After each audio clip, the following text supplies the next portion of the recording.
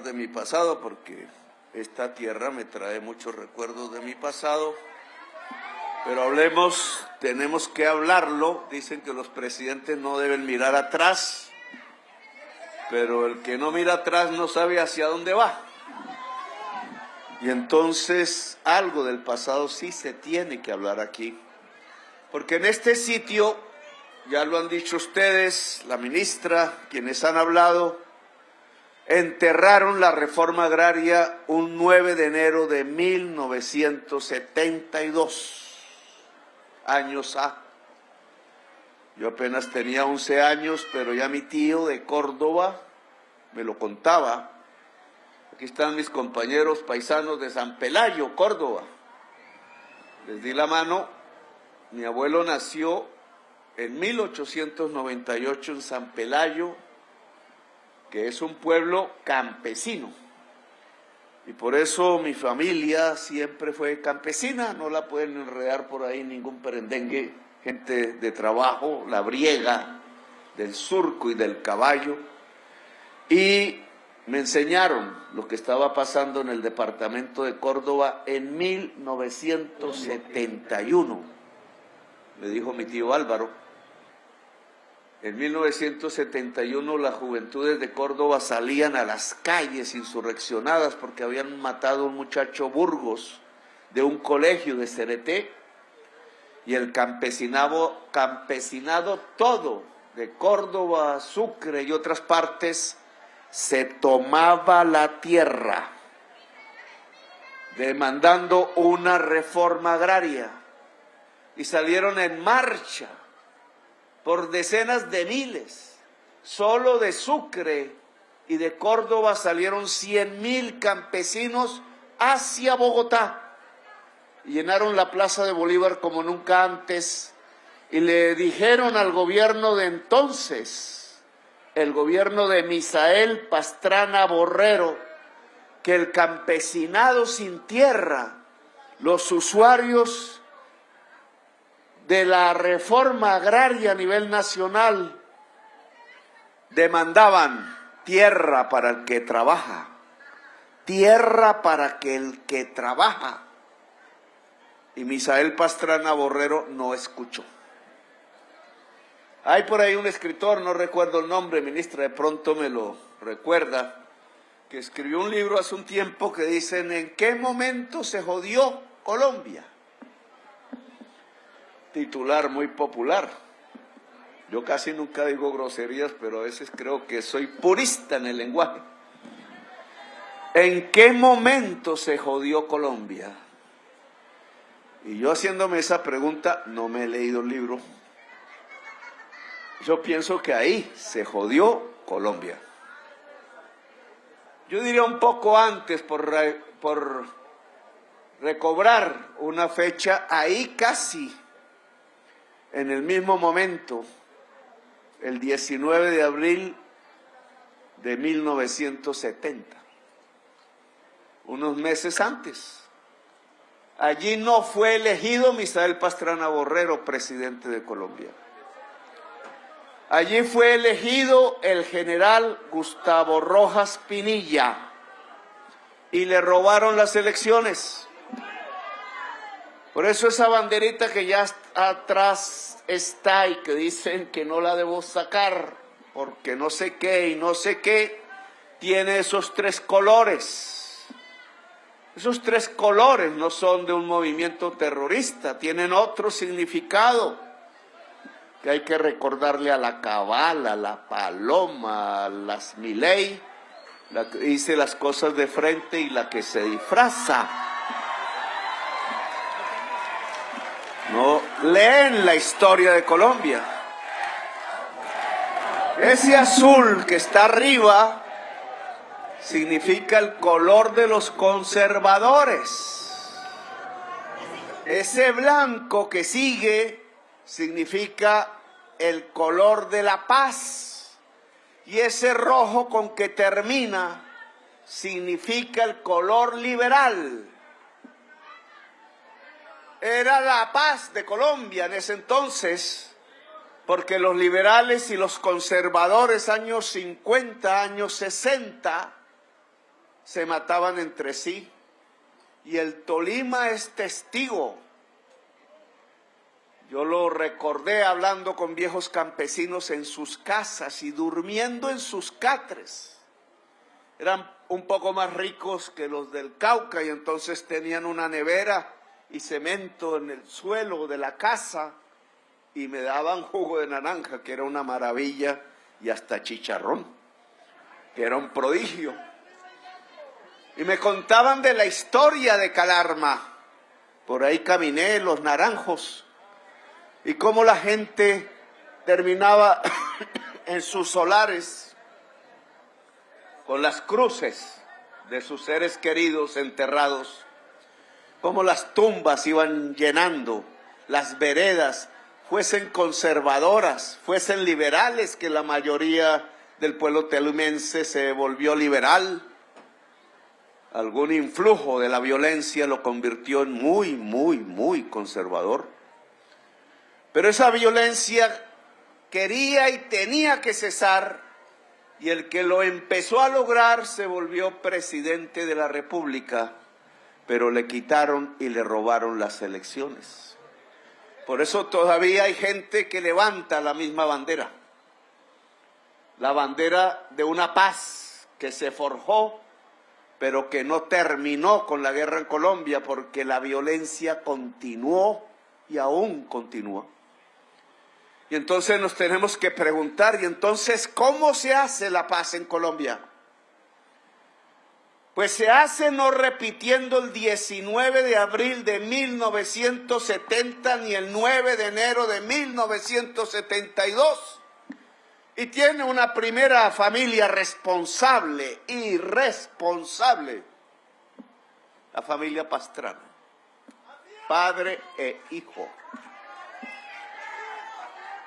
Padre, porque aquí enterró la reforma agraria que el liberalismo había intentado hacer, porque no entendió la palabra paz, porque quiso enterrar no solamente a Jorge Eliezer Gaitán, un asesor de Uribe, decía que tenían que enterrar el cadáver insepulto de Gaitán, y yo aquí repito, porque levanté su bandera por las montañas del Tolima, que a Gaitán no hay que enterrarlo, hay que revivirlo, porque su lucha por una reforma agraria y por profundizar la revolución en marcha de López Pumarejo, pues no es para enterrarlo, porque al enterrarlo lo que hacen nacer es la violencia entre colombianos, sino que es para revivir a Gaitán, porque revivir a Gaitán y la revolución en marcha y la reforma agraria es revivir la paz en Colombia. Por eso, ese 9 de abril, ese 9 de enero de 1972, Colombia se jodió, porque entró a un marasmo de violencia peor que el que ya había vivido entre liberales y conservadores y que el general Rojas quiso acabar. El ejército de Colombia en esa época quiso acabar levantando la bandera nacional, la única que está en nuestro corazón como la bandera patria, la violencia entre un pueblo campesino liberal y un pueblo campesino conservador, y la insurgencia de los chulavitas, que desde el gobierno, como los actuales paramilitares, masacraban y masacraban a caballo y a galope tendido, entrando a los caseríos, donde antes había fiesta y alegría, y había esperanza, y solo dejaban los cementerios. Ahora tenemos que solucionarlo, y por eso estamos aquí, en Chicoral. Venimos como pueblo a exorcizar este sitio de energías malignas que nos condujeron a la mayor desigualdad social del mundo. ¡Qué bonito programa! Me disculpan el virus, ya se inventarán otros cuentos. Exorcizar la violencia y exorcizar la desigualdad, porque ambos términos van de la mano, son sinónimos en la lengua colombiana, en el español colombiano y en los lenguajes indígenas de Colombia y aún en el lenguaje afro de Colombia y gitano y en algunos extranjeros con lenguaje latino o en English, como en San Andrés, que es el pueblo garífuna de negros que nunca fueron esclavos en el Caribe porque se tiraban de los barcos. En esos lenguajes todos es sinónimo de desigualdad y violencia. ¿Y dónde está entonces la desigualdad?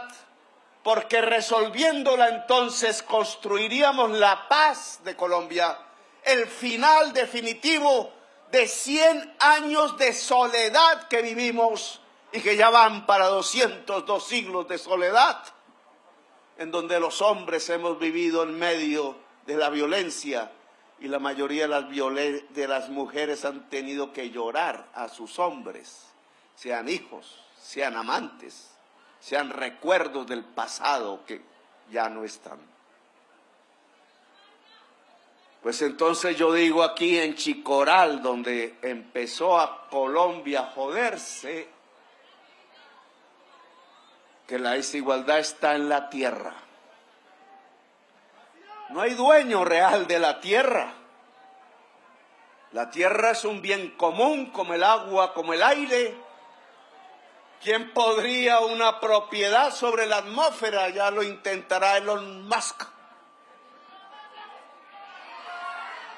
Que se le estrellan las aeronaves que hace con su gran fortuna cada vez que intenta escaparse de la tierra, una tierra que él está ayudando a destruir como uno de los grandes ricos del planeta.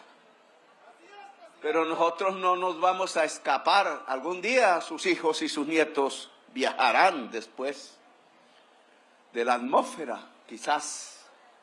Pero los que aún no podemos, vamos a rescatar la tierra. El rescate de la tierra es el rescate de la vida. La tierra y el agua es el planeta. Y la tierra y el agua es la vida. Y por tanto es la humanidad, porque nosotros no somos más que agua pensante en forma de energía condensada en nuestros cuerpos. Dicen los físicos, para el periodista que no quiera entenderme, la física cuántica. Y si eso es así, ¿qué pasa con la tierra y el agua en Colombia?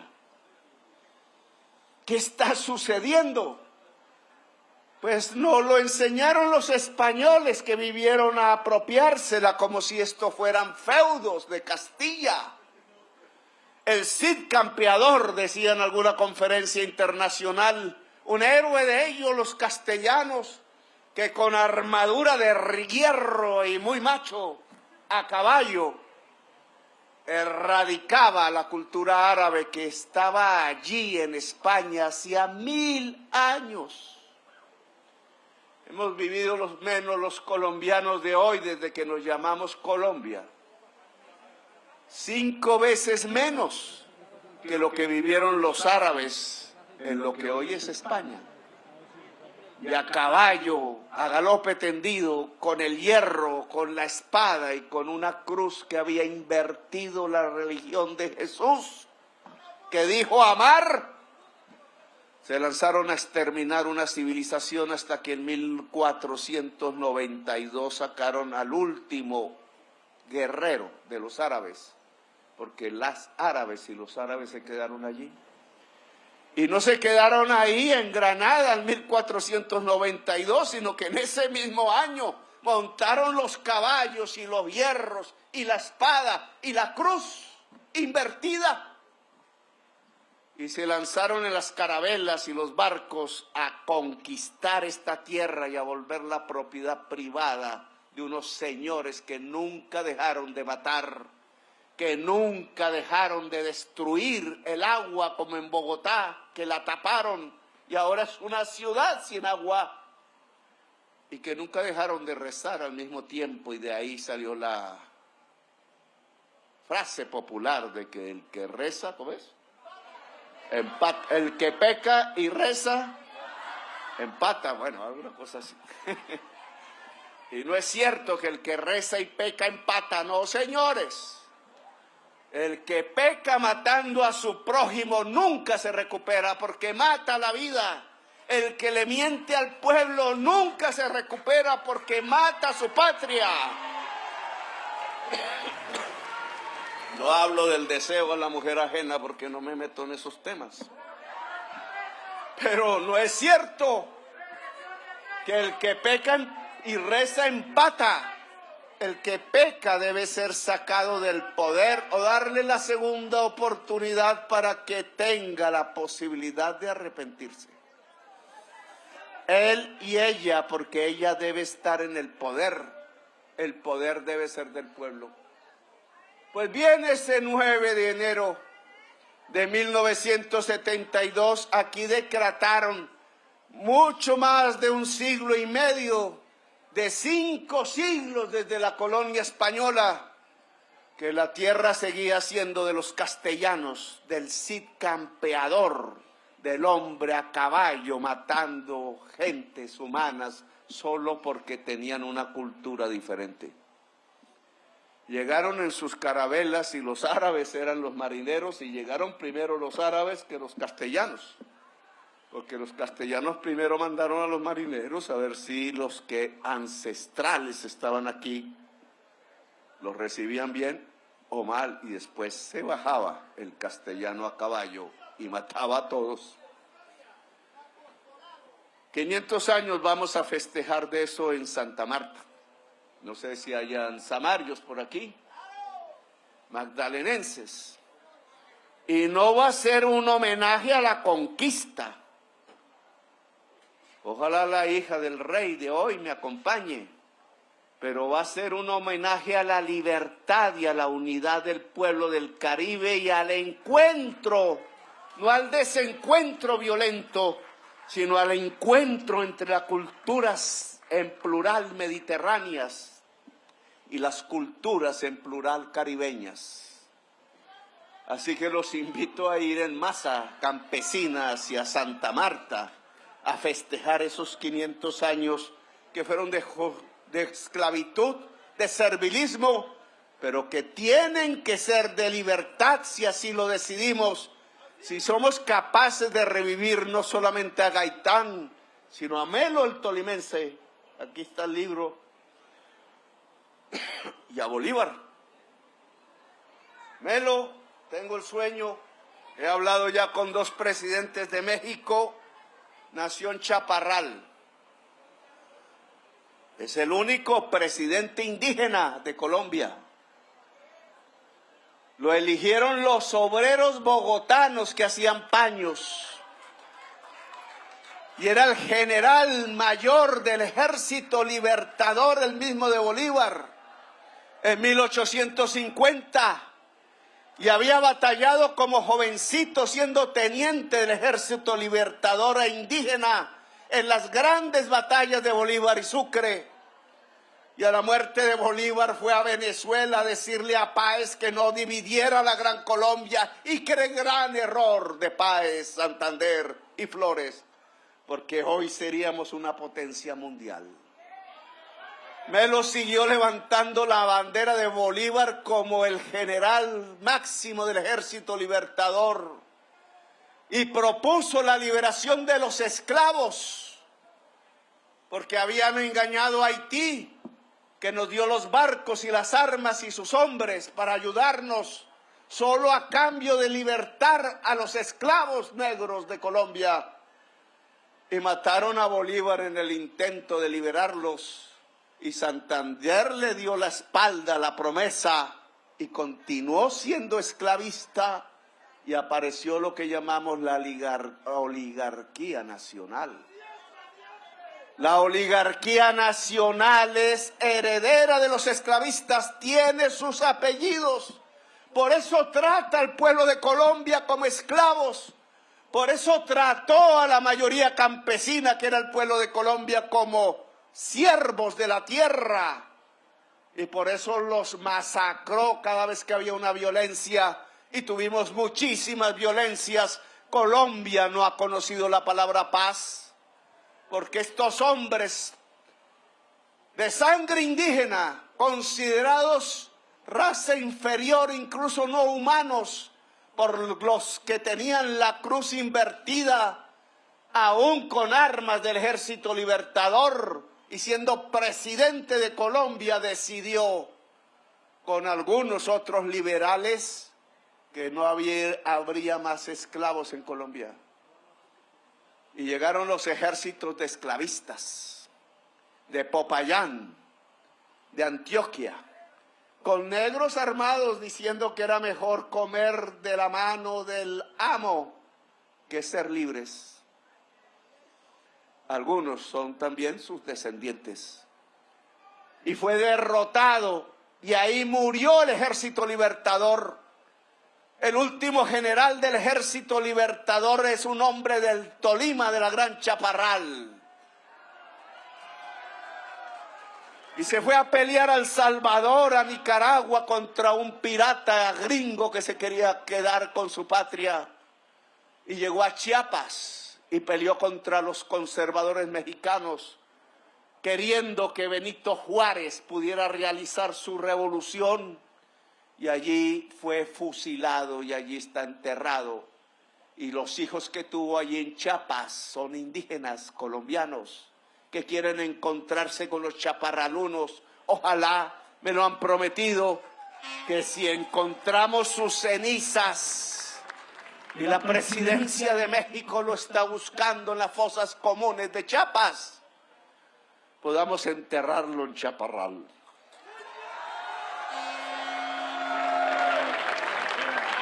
El único presidente indígena de Colombia y el último general del Ejército Libertador, y aún no podemos enterrarlo en donde nació y en su patria, porque lo que gobernó de ahí en adelante fue la oligarquía, los mismos herederos de los esclavistas, que son los mismos. Hay un general Borrero al frente del ejército esclavista que vino de Antioquia a derrotar al general Melo. Lean la historia, por ahí está. Tolima tiene que leer la historia de su pueblo. El Tolima tiene que saber qué pasó aquí en la violencia liberal conservadora y el genocidio del pueblo tolimense. El Tolima tiene que saber qué hicieron sus grandes, como les llaman aquí, muchos presidentes de Colombia, y todos de izquierda revolucionaria.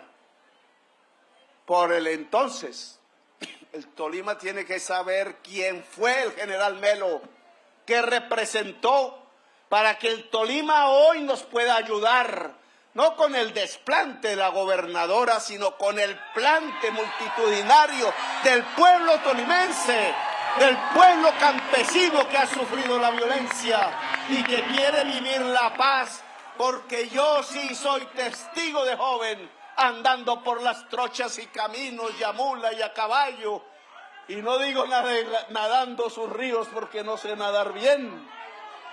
Cómo se construye la paz en el Tolima y cómo se puede construir en Colombia, y no es sino hablando, hablar. El viernes no quisieron hablar conmigo algunos altos funcionarios y yo soy el jefe del Estado. Mal mensaje.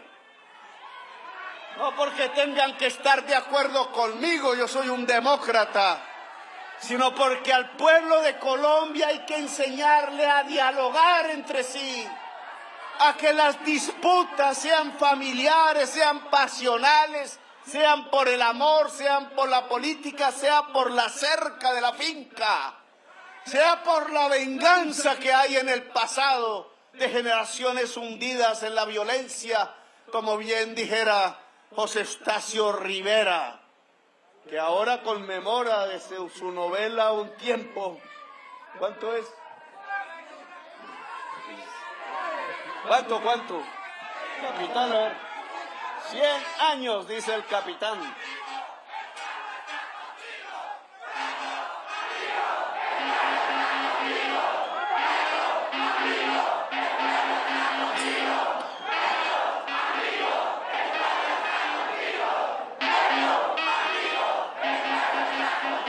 100 años de la vorágine que hay que leer, también son 100 años de soledad.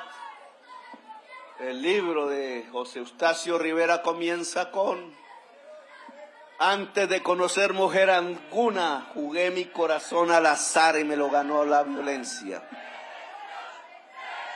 Tengo yo una ventaja.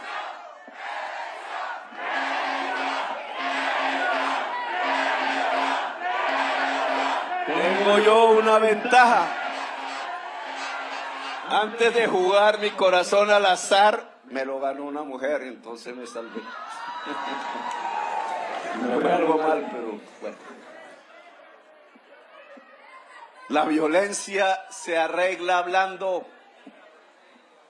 dialogando, y hay que enseñar siquiera ese principio. Puede que nos abofeteen en la primera conversación. A veces los hombres lo sabemos o al revés. Pero hablando se entiende la gente. El ser humano es un animal parlante. Y esa parla nos la entrega el cerebro y el corazón. Parlar, la palabra latina. Hablar, dialogar. Dialogando se arreglan los problemas que tenemos en Colombia. Complejos cada vez más, porque en 1972 no había cultivos de hoja de coca en el país que no fueran los culturales indígenas. Yo le tengo que echar la culpa a Misael Pastrana Borrero del narcotráfico en Colombia. Porque al quitarle la posibilidad de la tierra fértil al campesinado, lo que surgió después de 1972 fue un campesinado colono que ya venía atrás, pero no era tanto, rompiendo la selva que había en el Magdalena Medio, en el Catatumbo, la selva chocuana, la selva nariñense y caucana, la selva, la inmensa selva amazónica de donde nace la vida, el corazón del mundo, que es el corazón de la vida en el planeta.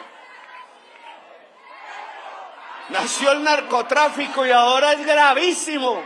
Lo manejan mexicanos, brasileros, franceses, norteamericanos, croatas, turcos, colombianos indudablemente. Ya se extendió a Uruguay, Brasil, Ecuador, Chile, Argentina. Es un problema mundial que solo se arregla legalizando la droga. Porque yo vuelvo a decirlo, así me saquen los memes que quieran. El whisky mata más que la cocaína y el cigarrillo mata más que la marihuana. Solo que hay una diferencia. El whisky lo hacen allá donde está el poder mundial. Y la cocaína la hacen aquí unos mafiosos que dejarían de ser mafiosos de inmediato y el negocio se acabaría. Pero es del sur y entonces con ese cuento nos están dominando, se están tomando la policía, el ejército, los jueces, los congresistas y los presidentes. Aún es difícil de entender eso, pero lo que sí no es difícil de entender es que quienes se tienen que ir a la cárcel por una sustancia prohibida en el mundo no son los campesinos productores de hoja de coca, no son los jovencitos que por ahí están en un parque porque no tienen oportunidad, porque no tienen universidad, porque no se leen ya los libros, porque no les enseñaron a leer en una educación paupérrima para pobres, para empobrecer el espíritu de la gente del pueblo, embrutecerlo a través de las emisoras de la oligarquía. Esos no son los que deben llenar las cárceles de Colombia como hoy las llenan.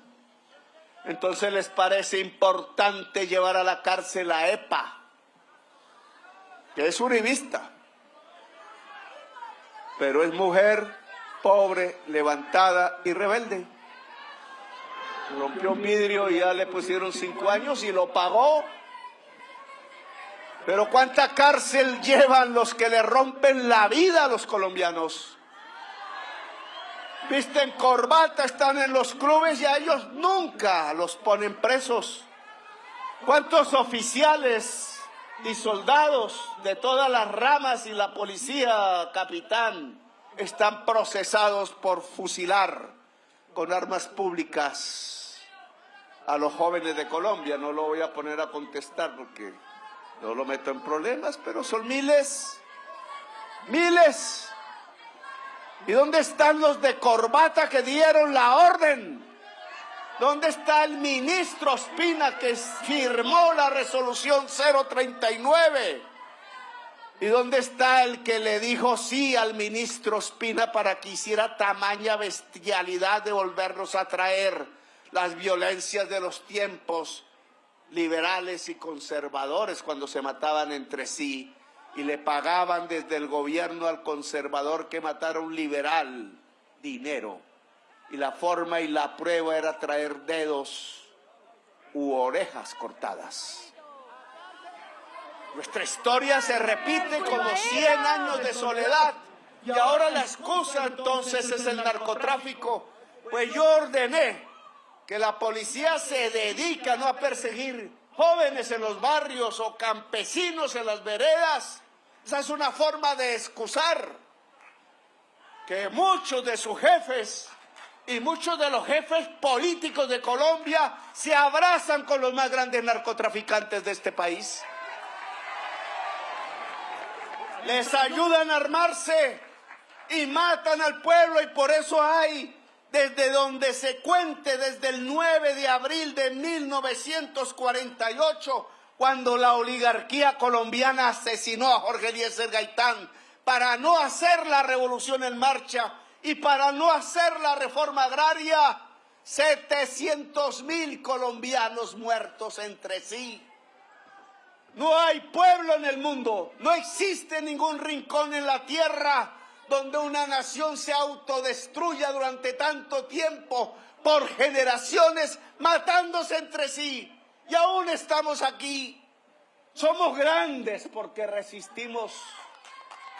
Somos grandes porque aquí en el mismo sitio donde desataron la masacre sobre el pueblo campesino de 1971, sus marchantes y sus organizaciones campesinas, sus hijos, sus nietos quizás, se vuelven a reunir a levantar la bandera. Levanta la bandera, dice una canción de aquellos que estaban en las barricadas en 1936, en una ciudad que se llama Barcelona. Levanta la bandera revolucionaria, que no es del que levanta el fusil, sino que es del pueblo de Colombia. Porque Colombia necesita una transformación profunda y de eso venimos a hablar aquí. Porque si Misael Pastrana le quitó el derecho a la tierra al campesinado de Colombia y desató a partir de ahí el narcotráfico y la violencia rural que siguió y que aún no para, su hijo destruyó la industria nacional, la industria urbana, la de las de miles de señoras antioqueñas del Valle de Aburrá, de Bogotá, de Ibagué, de Manizales, de Pereira, de Cali, que se dedicaban en sus garajes, de Armenia, sí. No me puedo decir todos los rincones de Colombia en el discurso, porque me quedo sin voz. Allá en sus garajes, en sus casitas, con los hijos encima, si eran pequeños, el marido quién sabe, a hacer confecciones, a hacer blue jeans, a imitar a los gringos, ahí mirando quién sabe en las revistas de modas, me acuerdo, y entonces a ver cómo se hacía un pantalón, una camisa, y así nació la industria textilera, con los recursos que podía entregar un pueblo campesino, que era el campesinado cafetero de Colombia, que sostuvo a Colombia trabajando durante casi un siglo en el siglo XX. En mis discursos les pregunto así ante las multitudes, ¿dónde hay un campesino cafetero que esté pensionado en Colombia? Oiga, sostuvieron los congresistas de este país durante un siglo pagándoles sueldos que en ese entonces no eran tan altos, pero lo eran. Sostuvieron económicamente el sueldo de todos los presidentes. Sostuvieron el sueldo de todos los miembros de la fuerza pública. Sostuvieron el sueldo de los magistrados de Colombia. Y no hay un solo pensionado cafetero o campesino en este país. ¿Qué clase de justicia? ¿Cuándo es que estamos hablando de Estado social de derecho? Como se comprometieron a construir a partir del acuerdo de paz con el M-19 y el EPL, y que se volvió realidad a partir del voto popular mayoritario por el progresismo en la Asamblea Nacional Constituyente. Que me digan hoy un campesino cafetero que sostuvo a Colombia durante el siglo XX que sea pensionado. Y hoy viene un presidente progresista por primera vez, quizás desde Melo, o yo diría desde Pumarejo. Tengo otra visión de la historia que la hija de Gaitán, que fue el último en mi opinión. Olleras, para ser más indulgente con el nieto, que trató de hacer una reforma agraria. Al nieto se le olvidó eso. Reivindica el apellido, pero de las tesis de Lleras ni mamola.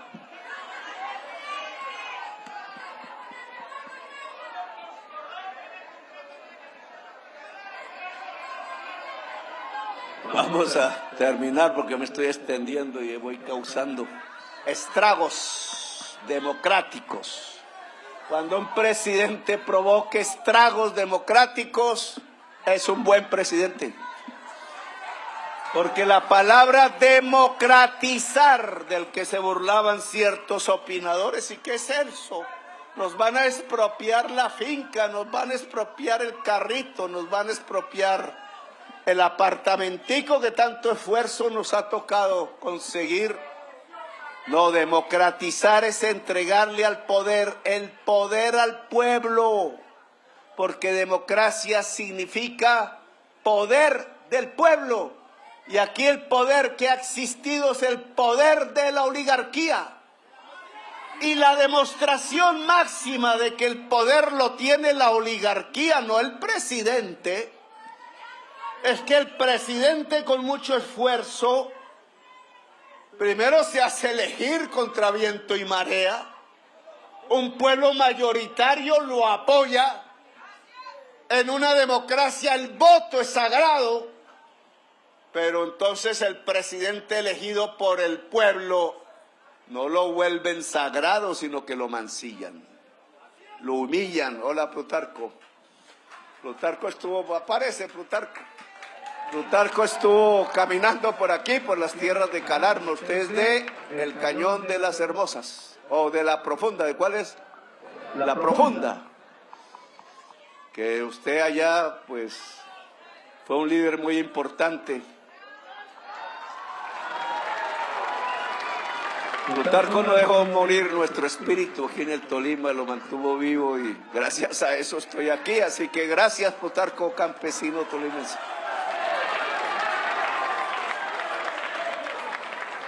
¿Cómo es posible que se hable de Estado social de derecho en Colombia cuando los pobres, viejos y viejas, no tienen una pensión? Cuando se mueren solas en las plazas de mercado, como pasó hace poco. O cuando los viejos terminan alcoholizados de la tristeza en una banca del parque. Los parques municipales de Colombia se volvieron parques de viejos y no parques de jóvenes. Ya no se enamora en los parques de los municipios de Colombia porque ya no hay sino viejas y viejas, viejos sobre todo, tomando y tomando ron porque el hambre no se calma, porque no hay dónde ir ni dónde dormir, porque no hay un abrazo ni siquiera de un hijo o una hija, porque muchos están abandonados.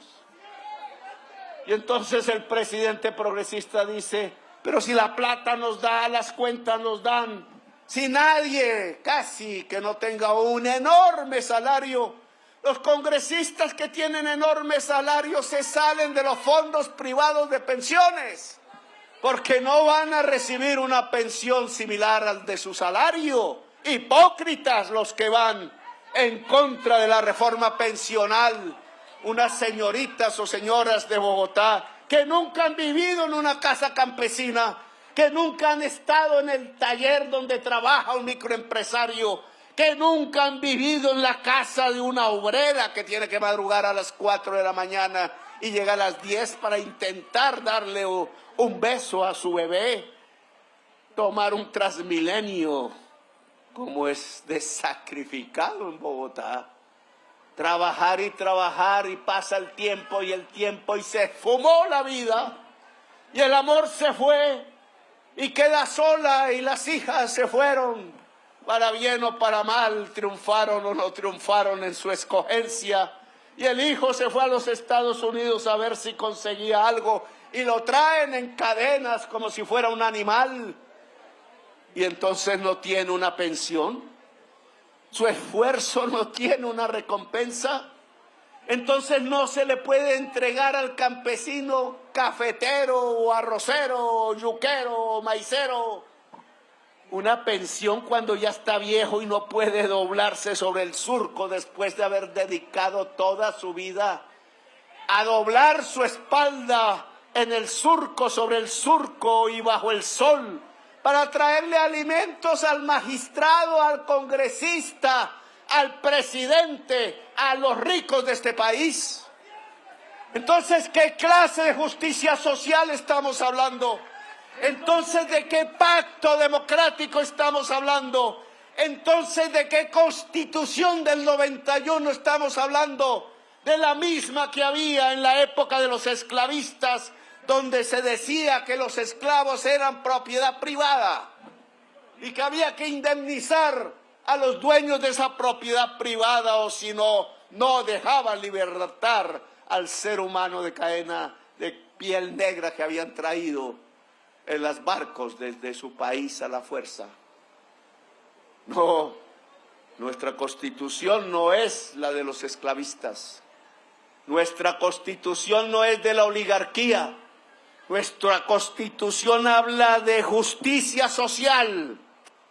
Nuestra Constitución habla de un Estado social de derecho que es la justicia social. Nuestra Constitución habla de igualdad, libertad y democracia. Y ser libre y ser demócrata es que la gente que quiere producir alimentos pueda trabajar la tierra. Y que la gente que ya envejece trabajando, hombre o mujer, pueda tener el derecho a descansar, a mirar el mar, a mirar su país, a pasear por el mundo si quiere. Que al menos tenga el derecho de comer y dormir en una cama caliente. Que al menos tenga el derecho, porque lleva un ingreso a su hogar, de recibir de nuevo y con nostalgia y con alegría el abrazo de sus hijos o de sus hijas. ¿Qué cosa está peleando el presidente? ¿Cómo es de malo? Dicen, hay que sacarlo rápido. Pues claro que hay que sacarlo rápido, porque ningún presidente de la República, avanzado ya tanto gobierno, puede congregar las multitudes de Colombia. Y yo aquí los y las convoco en sus diferencias.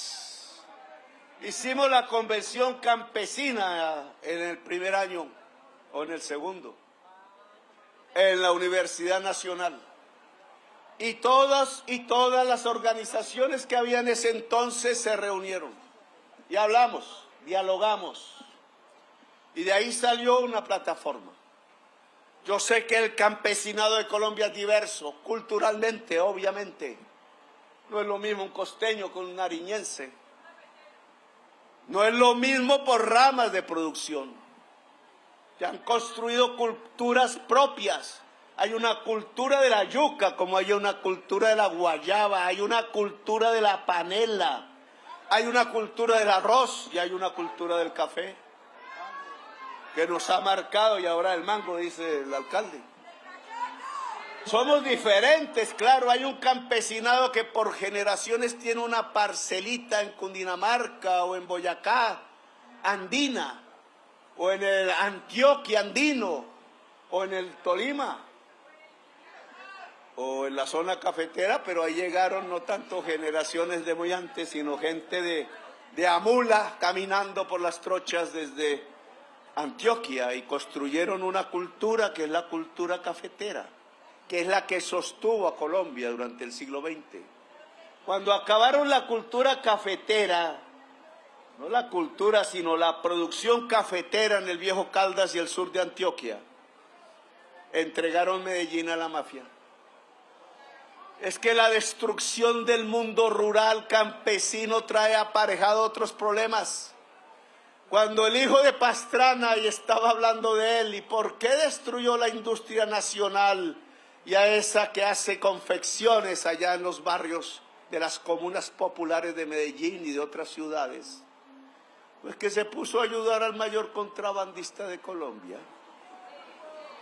O que me diga Andrés Pastrana si el señor Diego Marín no lo menciona como su ayudante en los procesos penales que han ocultado la Fiscalía General de la Nación y que no lo han puesto preso porque es el amigo del poder, el mayor contrabandista de la historia de Colombia.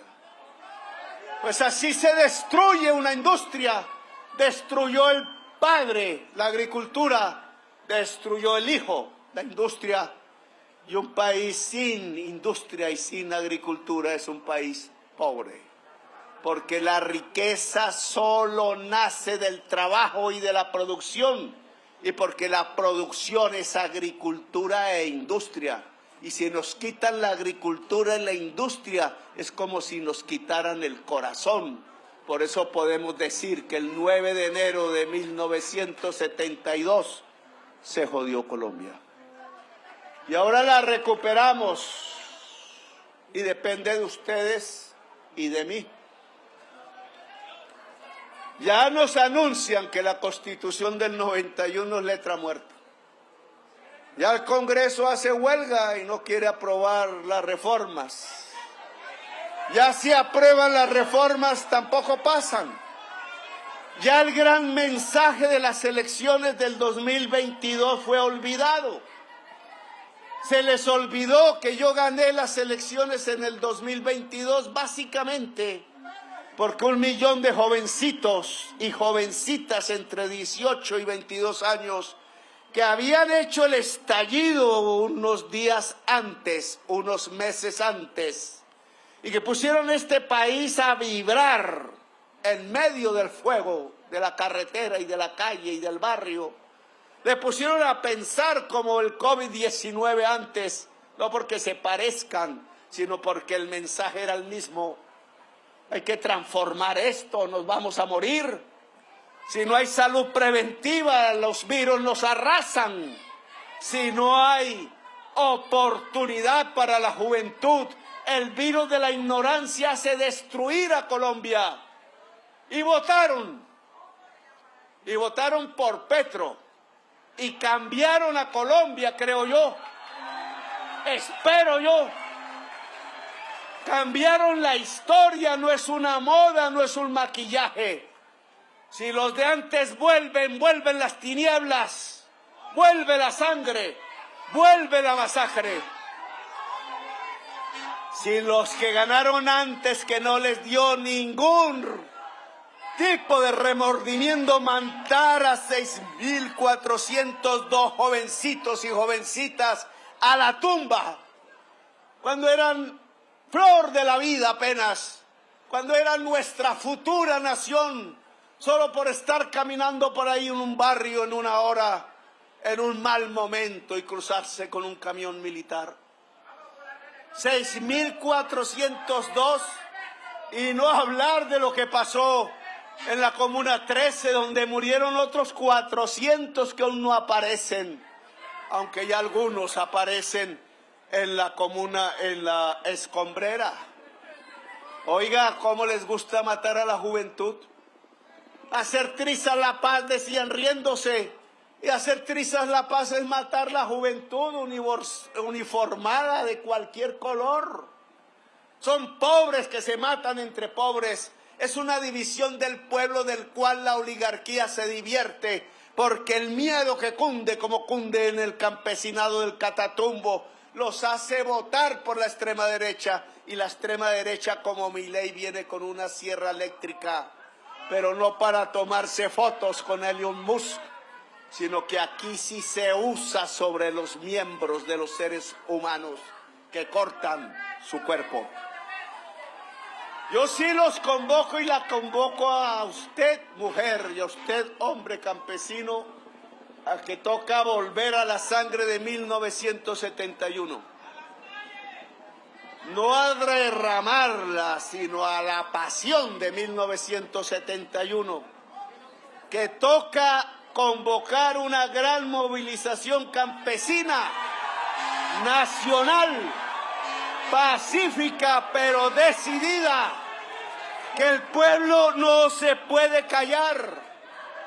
Cuando ascendía Hitler al poder, unos jóvenes alemanes hicieron una agrupación que se llama La Rosa Blanca y denunciaron que su gobierno, el gobierno de Hitler, estaba matando millones de judíos. Lo denunciaron al mundo.